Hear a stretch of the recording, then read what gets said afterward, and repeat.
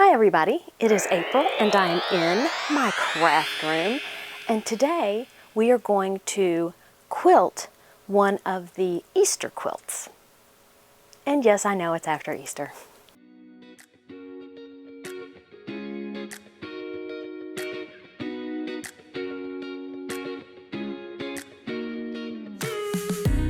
This is a little different view of my craft room than you normally get. And that is because I have been working on my embroidery machine.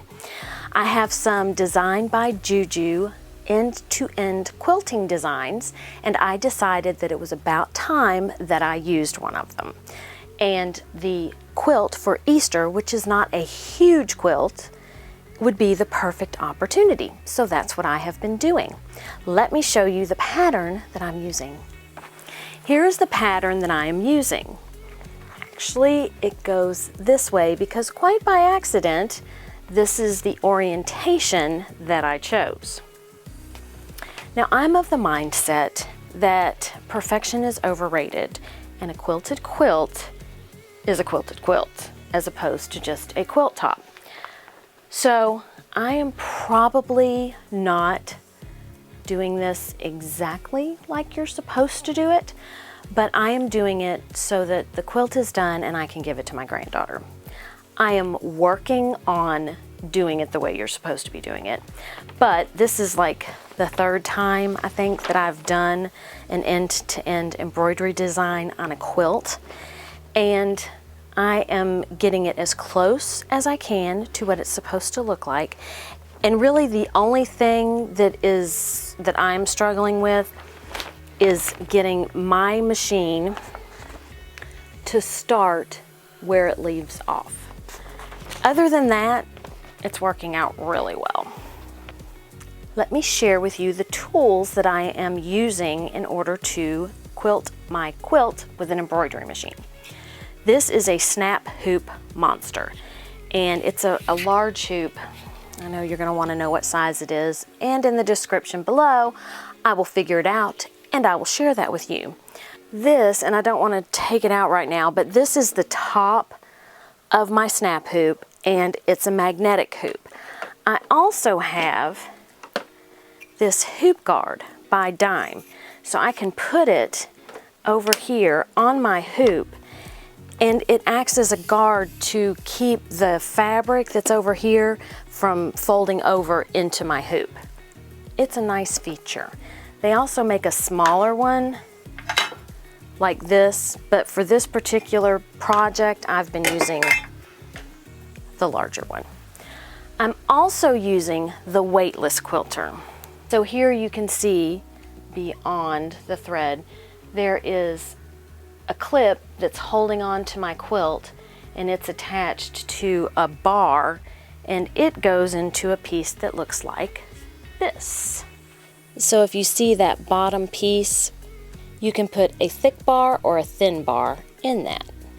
It attaches to a longer bar.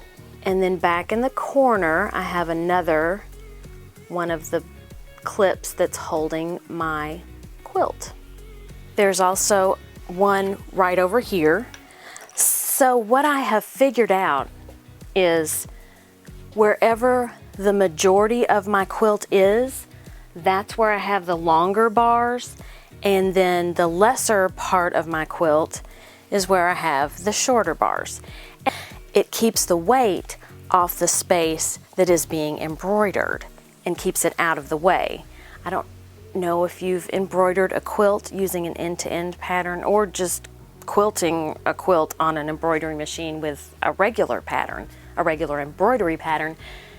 If the fabric folds over or gets bunched up, you can very, very easily have thread where you don't want thread. So your quilt becomes scrunched up and you have to do some seam ripper work. I have experienced this. Not pleasant.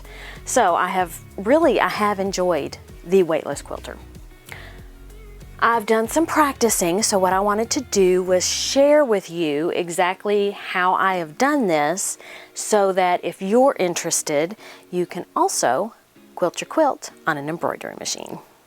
instead of having to have some sort of leader or some way that I can embroider and get to the edge, I just added extra backing and batting, and that enables me to quilt it on the embroidery machine without having an issue, other than I've got more past the edge of the quilt, and in this case I had to use the painter's tape to keep the foot from going under. So here, and I started at this edge, so that's why I don't have any tape here. I just started on this edge of the quilt. So, you know, you've got this spot that would lift up, and I have also, my foot has gotten caught under here, and then it just stitch, stitch, stitch, stitch, and you've got a mess around your foot, and you have to somehow cut the thread so that you get out your foot, but you don't cut your fabric. Here you can see that this has been quilted. So I am moving across. I think I'm going to end up doing 4 rows across and 4 or 5 designs up and down. So what I have to do, and it's easier instead of taking this top hoop off every time, to just kind of lean it against the machine so that it just kind of hangs there. Now, I need my space here. I need to get a part of the quilt here that hasn't been quilted. And I also, when I start my machine, it makes me take my frame off. So now I need to add that back. Now I have exposed my embroidery arm so I can put this back on it, and I will just leave this frame on the entire time that I am working on the quilt. I don't take it off and hoop the quilt. I just leave it right here and then push this back away. So I've put my USB in the side of the machine, and I'm going to press the little pocket because that is where my designs live. Here's the design I've been using. So this brings it into the softwares. I'm assuming that you will have something like this. So let me zoom out, and you can see that we've got the design here. So I'm going to click Set, and this gives me the opportunity to edit the design. So my previous design, I need for this end point to match this end point on my quilt. And really, this is the hardest part.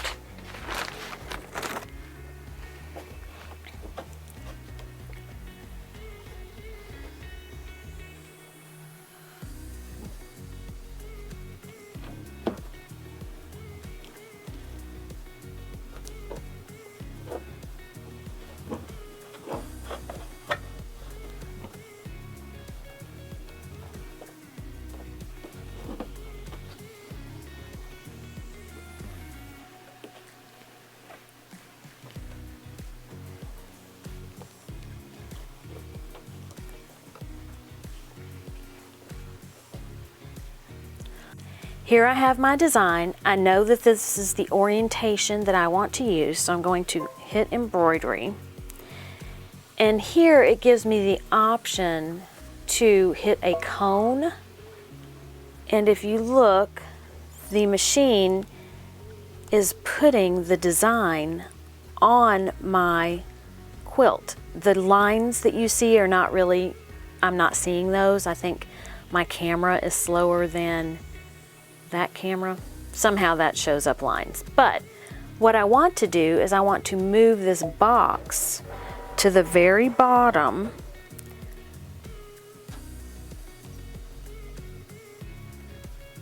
so that I can see the end point and make sure that my end points are going to line up. And I know it's hard to see, but the line that's projected on my quilt matches the point where the line ends. Now, will it meet every time? No, because I've lined it up this way, and I'm sure there's some tugging and pulling while the design is being stitched out, so I don't always get this perfect match. I'm going to put my foot down. I think it's going to start quilting at the top and not the bottom, and that also makes it harder to match. So I'm going to put my foot down. Here. My light is green, and it's going to start stitching. Yeah, it stitches at the top. There's probably a way to make it not stitch at the top, but I don't know what that way is.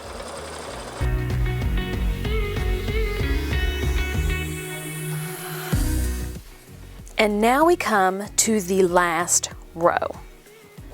What this means is I need to flip my quilt. And the great thing about Designs by Juju is she includes the reverse design. So I can flip my quilt around once I get it unhooked from my Weightless Quilter. So here is the last edge of my quilt to be quilted.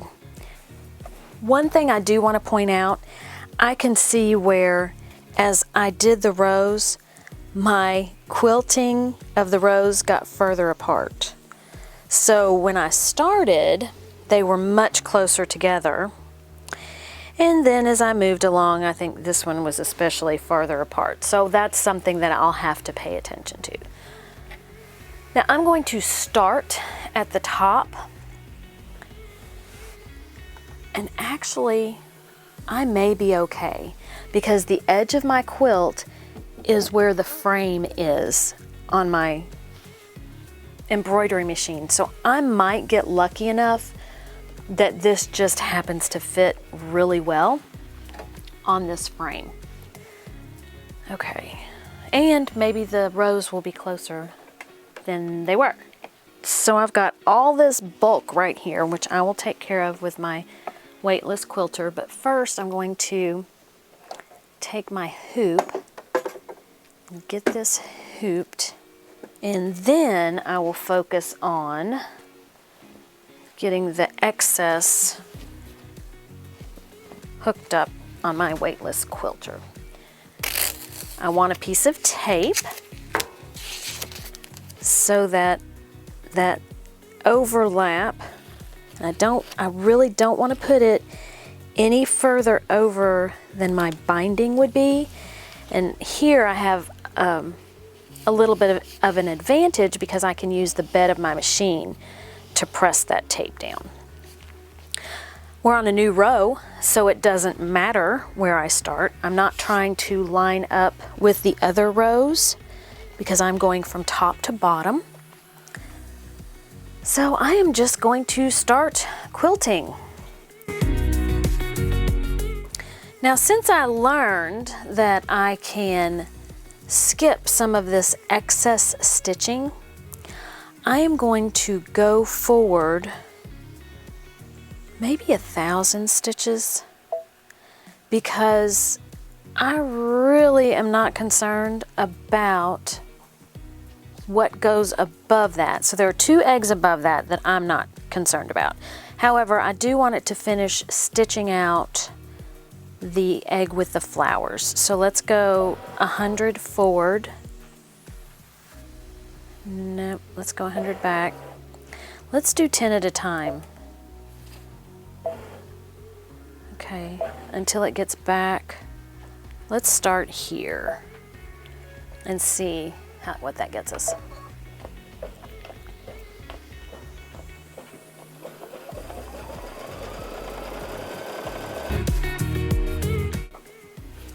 Okay, so this is going to do some loops that I am not concerned about, and I'm thinking it is also going to make another egg. So let's start here and see what happens.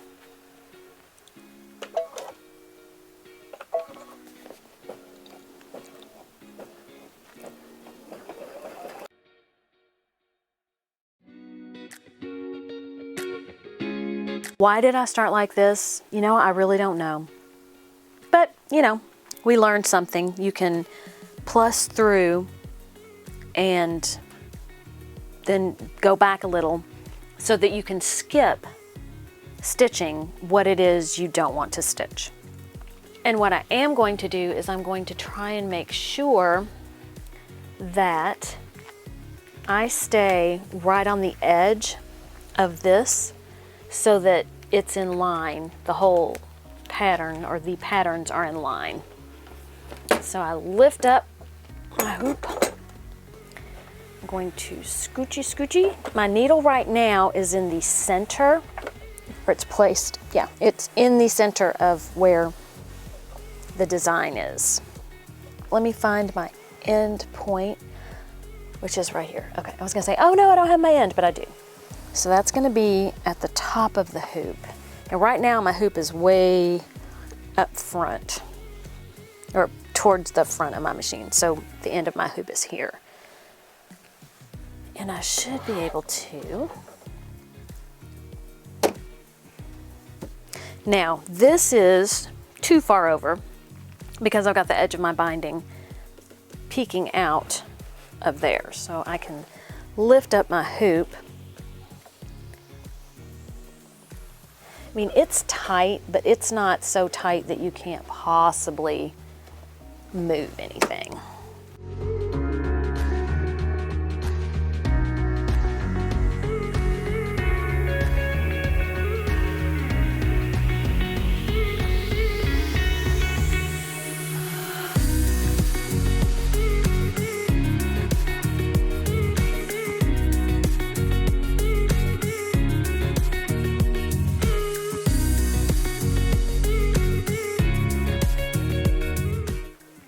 I have 2 more, I think. That's my calculation. 2 more hoopings to go, and I will have quilted this quilt with my embroidery machine. So let me get those 2 done, and I will be right back. I have finished with the embroidery or end-to-end quilting on my embroidery machine. Now, just like any other quilt, I need to trim the edges.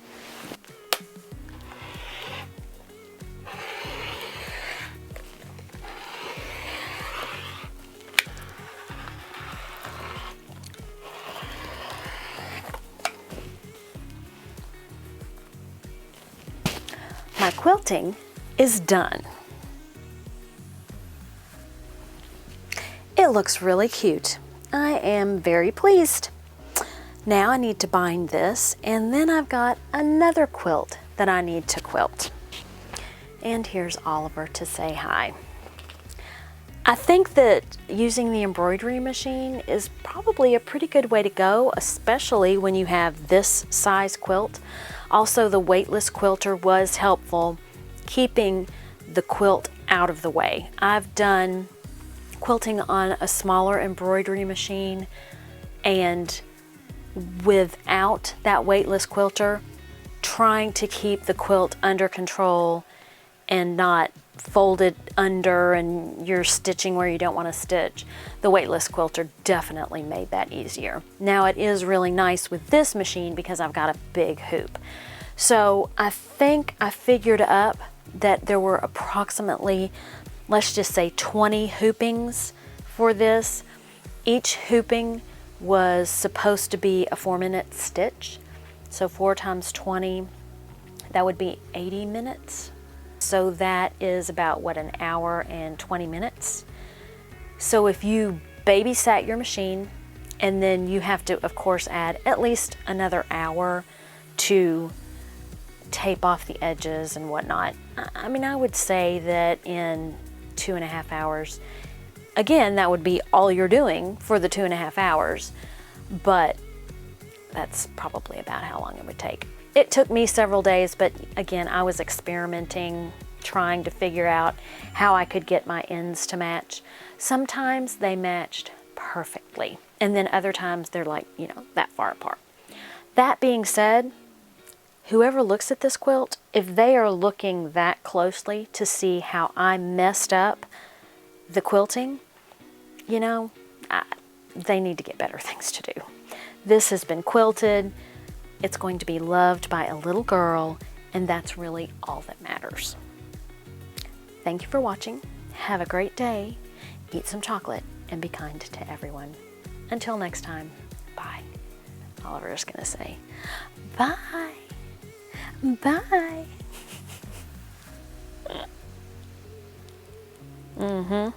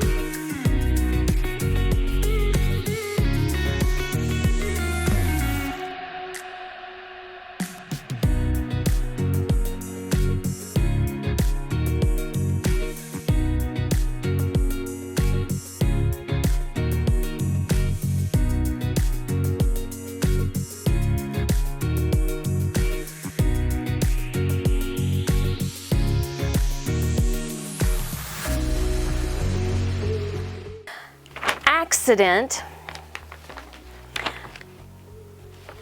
Start over.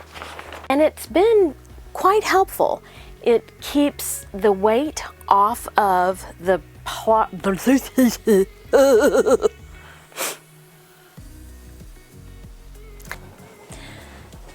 And now my washer's going again. You can see, I sound like Darth Vader. I am your father. Okay. Ah, that's not what I wanted to do. Where's undo? 40 times 800 minutes. 4 times 2 is 8. 4 times 20.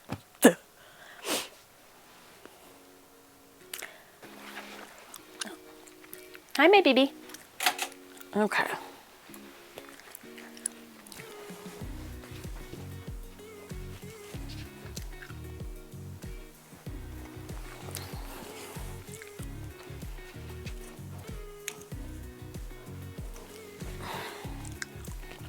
Oh, I was like, what are you doing?